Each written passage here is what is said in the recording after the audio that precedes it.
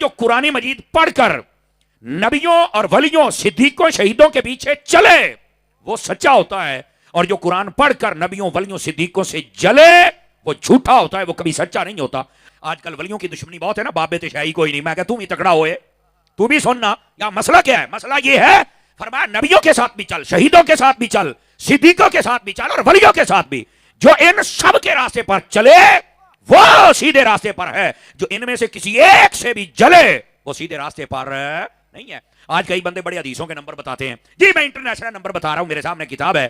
تو میں نے کہا پھر کیا کرتا ہے؟ اللہ کے ولیوں کی دشمنی بیان کر رہا ہے، صحابہ کرام کے بارے میں نازیبہ زبان استعمال کر رہا ہے۔ تو میں نے کہا کیا فائدہ تیرا حدیث کا نمبر بتانے کا؟ تو کہتا ہے کہ میں نبی پاک کی بات بتاتا ہوں، جبکہ تو باقیوں کا انکار کر رہا ہے، حالانکہ نبی کریم علیہ السلام کے ساتھ حضور کی امت کے صحابہ کو بھی ماننا پڑے گا، آپ کی امت کے صدیقوں کو بھی ماننا پڑے گا، اور آپ کی امت کے ولیوں کو بھی ماننا پڑے گا۔ یہ تو قرآن کہہ رہا ہے۔ نبی کی حدیث بیان کر کے بزرگوں کی توہین کرتا ہے تو جھوٹا ہے، چونکہ قرآن مجید نے 4 چیزیں بیان کی ہیں، اور 4 چیزوں پر جس کا عمل ہوگا وہ سچا ہوگا۔ جو ان 4 میں سے کسی ایک کا مخالف ہو جائے گا وہ کبھی سچا ہو سکتا نہیں۔ وہ نمبر قرآن کی آیت کا بتائے یا حدیث کا بتائے وہ سچا نہیں ہو سکتا۔